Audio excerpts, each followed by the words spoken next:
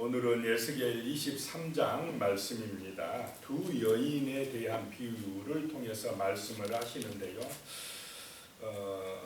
북이스라엘과 남유다의 제약상을 여인의 행음을 비유하여 지금 말씀을 하고 있습니다. 1절에 보시면 또 여호와의 말씀이 내게 임하여 이르시되 2절입니다. 인자야 두 여인이 있었으니 한 어머니의 딸이라. 한 어머니의 딸이니까 자매지간이 아니겠습니까? 언니와 동생이 있었는데 3절에 그들이 애굽에서 행음하되 어렸을 때에 행음하여 그들의 유방이 눌리며 그 처녀의 가슴이 어루만져졌나니. 이 언니와 동생이 이 언니는 북쪽 이스라엘이고 동생은 남유다이다 이 말. 나라를 이제 한 두 여인으로 비유해서 이렇게 하나님을 의지하고 하나님을 남편으로 삼아야 될 이 이스라엘이 하나님을 버리고 이방 나라를 의지했다라고 하는 것입니다. 그걸 행음으로 표현하고 있는 것입니다. 어려서 그 애굽에 가 있을 때, 애굽에서 종살이 할 때에 그 애굽을 의지하고 애굽을 사랑했다라고 하는 것입니다. 자, 이스라엘은 하나님의 선택된 언약의 백성은 남편이 여러 명이 있으면 됩니까? 안 됩니까? 어떨 때는 이 남편 찾아가고 어떨 때는 저 남편 찾아가고 또 다른 남편 찾아가고 이러면은 온전합니까? 더러워집니까? 더러워진다. 이스라엘의 하나님은 한 분이어야지, 오직 하나님이어야지.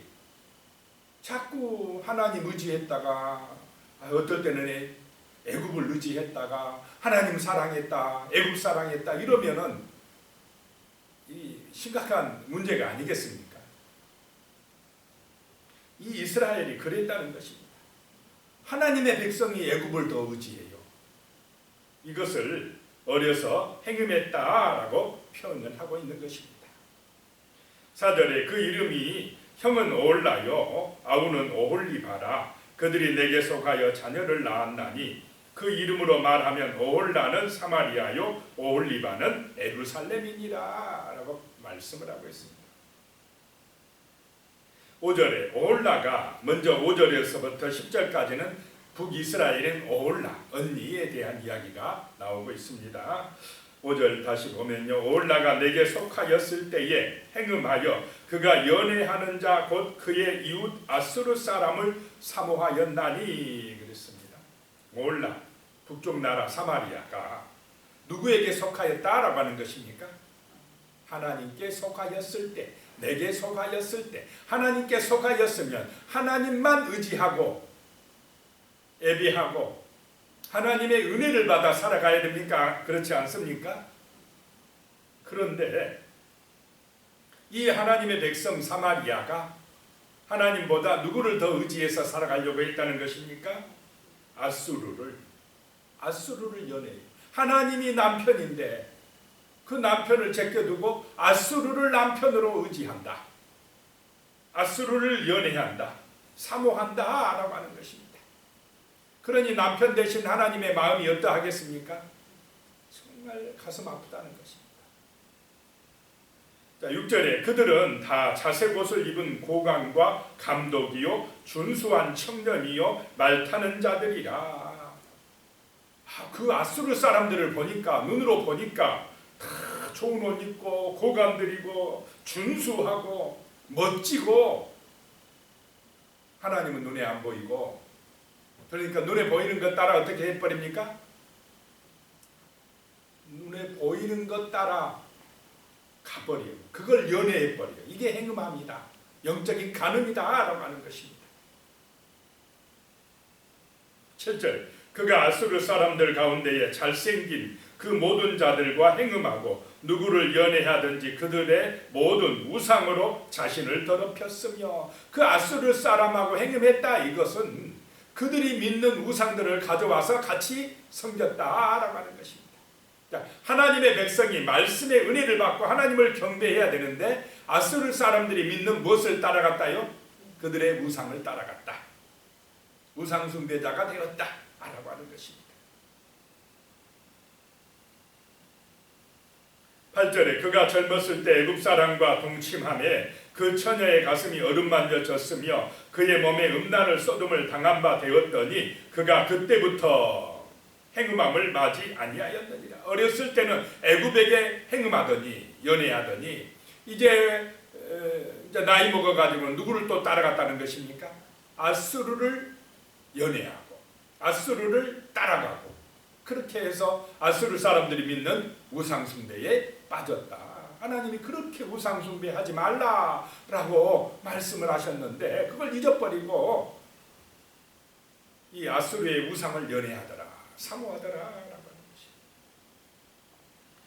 것입니다. 9절이에요. 그러므로 내가 하나님께서 그의 정든 자 곧 그가 연애하는 아수르 사람의 손에 넘겼더니 그랬습니다. 자, 하나님을 떠나서요 그 세상 것 세상의 나라 의지하면 그 의지했던 나라 때문에 어떻게 됩니까? 돈 믿고 돈 따라가면 뭐 때문에 망합니까? 돈 때문에 망합니다. 어떤 권력을 믿고 어떤 사람의 힘을 믿고 그 줄에 서면 그것을 믿고 의지하고 가면 그 사람 때문에 내가 망하게 됩니다. 성도는 하나님의 백성은 무엇보다도 먼저 철저하게 하나님을 의지하는 믿음의 백성이 되어야 할 줄로 믿습니다. 하나님이 나의 능력이요 힘이요 나의 남편이요 목자라고 믿고 철저하게 고백하고 하나님보다 더 높이는 것은 없어야 된다라고 하는 것입니다. 그런데 이 오홀라 북이스라엘은 하나님보다 아수르를 더 의지해 버렸습니다. 그러니까 어떻게 되느냐? 아수르로 인하여 망하게 됩니다.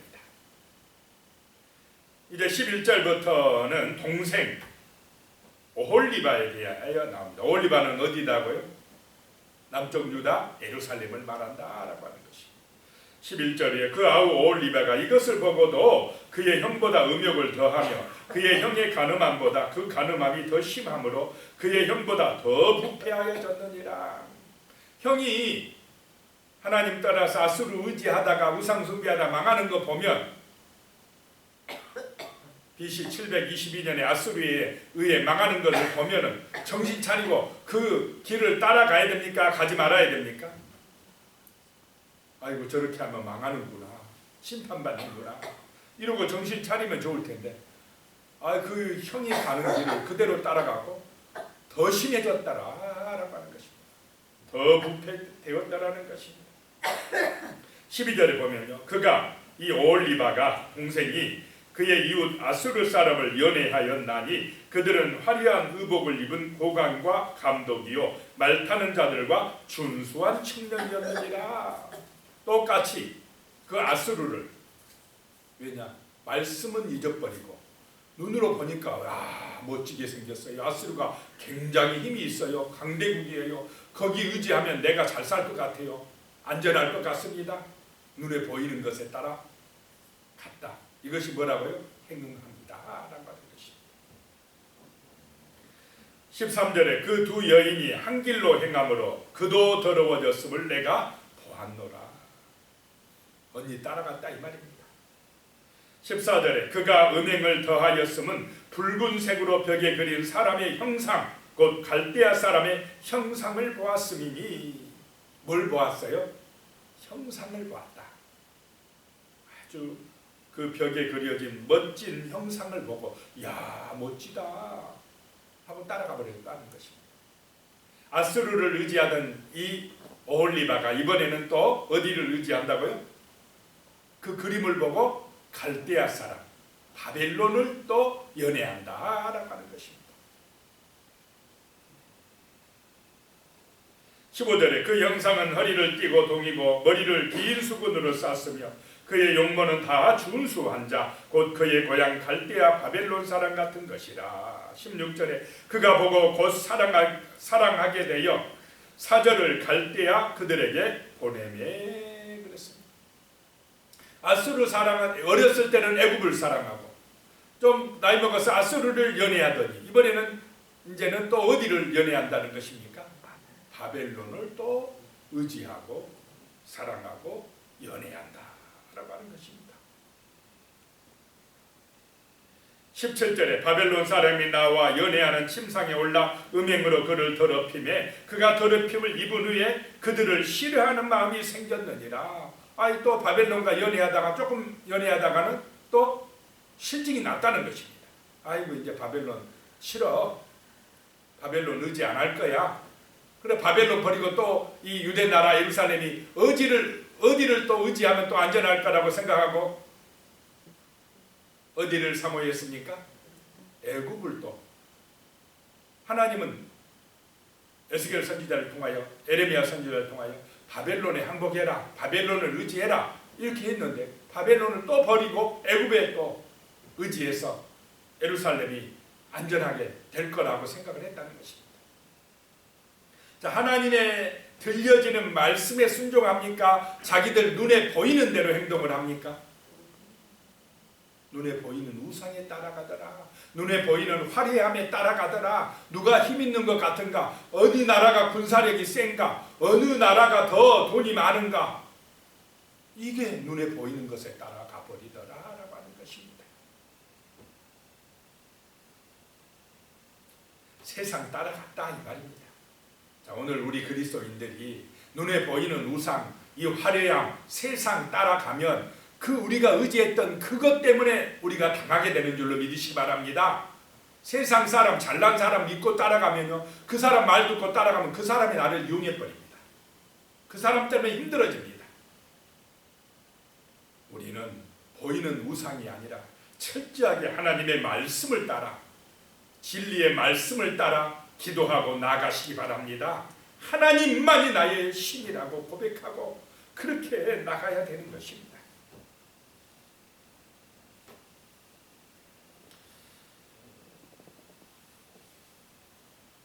그 데이비드 웰스라고 하는 분이 윤리실종이라는 책에서 이렇게 적어놨더라고요. 오늘날 많은 교회, 특히 이 복음주의 교회는 자기 자신, 자아를 숭배하는 우상에 사로잡혀 있다라고 하더라고요.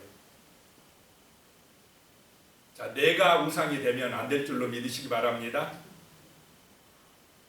자, 내가 높습니까? 하나님이 높습니까? 나를 내가 구원합니까? 예수 그리스도가 구원하십니까? 이것을 인정하느냐 안 하느냐가 중요합니다. 이방 종교, 세상 종교, 여기 지금 에스겔에 나오는 아수르나 애굽이나 바벨론의 종교들은 전부 다 우상을 숭배하는 이유가 뭐냐? 자기가 영광받기 위해서입니다. 그런데 그 자기 중심의 우상 숭배는 오래가지 못한다 이 말입니다. 진정으로 우리를 구원해 주실 분, 지켜 주실 분은 만군의 여호와 하나님이신 줄로 믿으시기 바랍니다.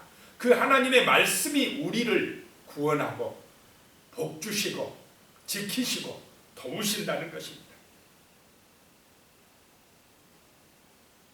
그런데 이 시대에 하나님의 백성들이요, 이 지금 에스겔 시대의 이스라엘 백성들처럼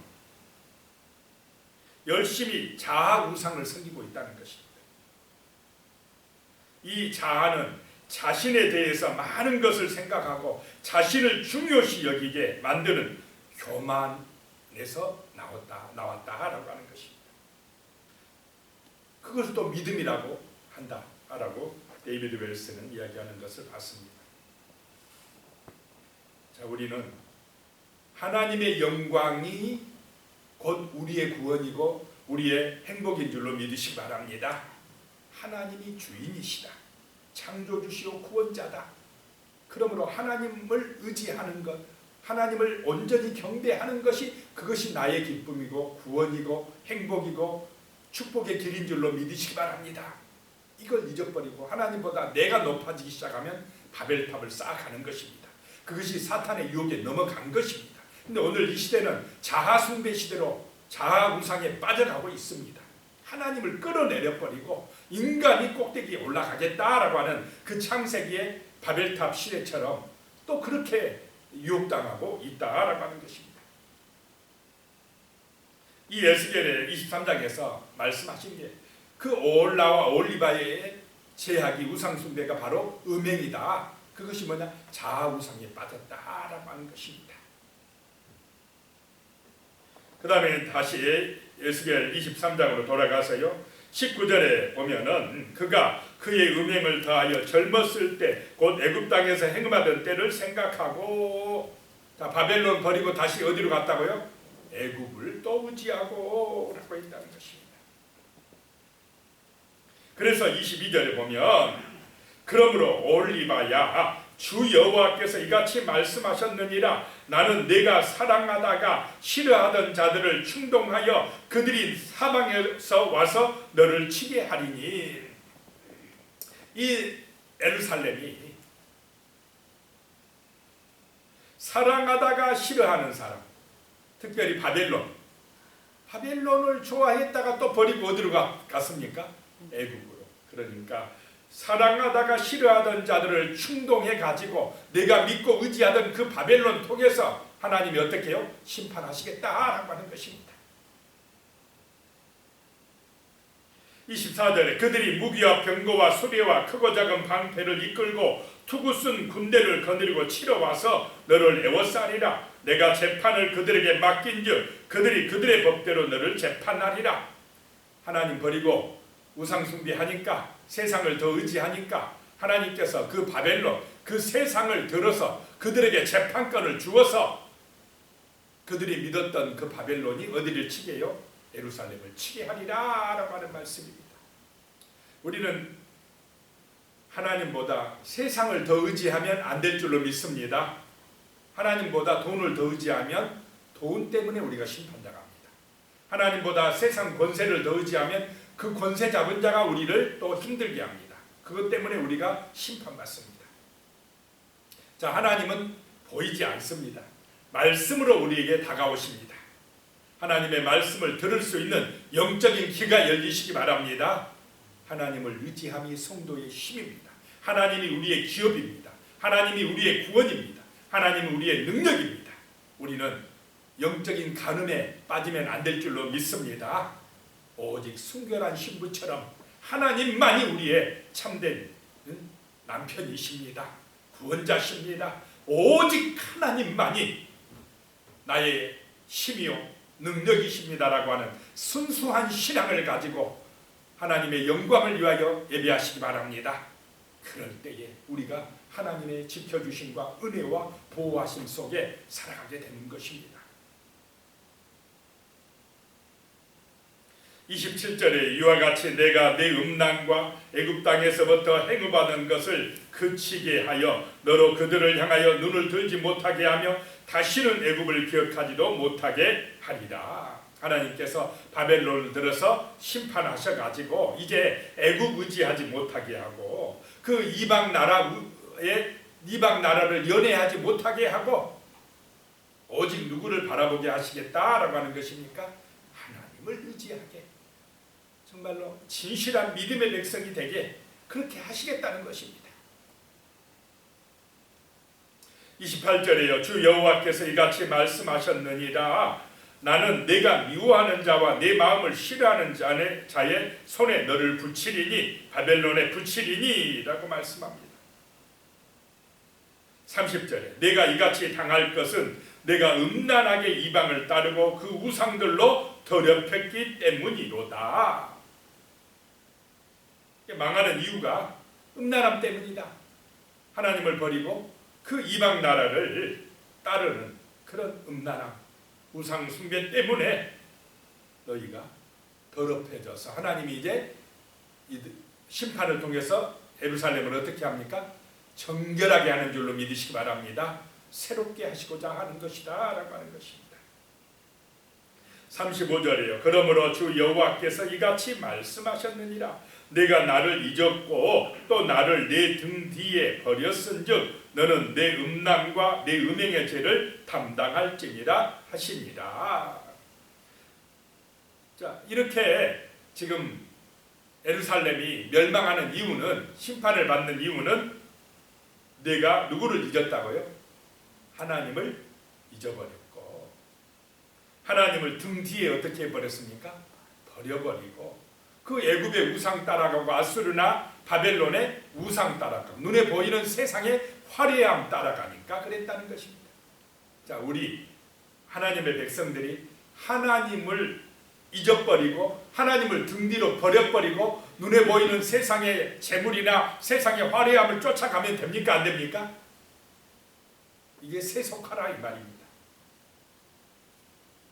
자칫하면 우리가 이 망해가는 예루살렘처럼 세상이 얼마나 화려합니까? 멋집니까? 살기 좋습니까?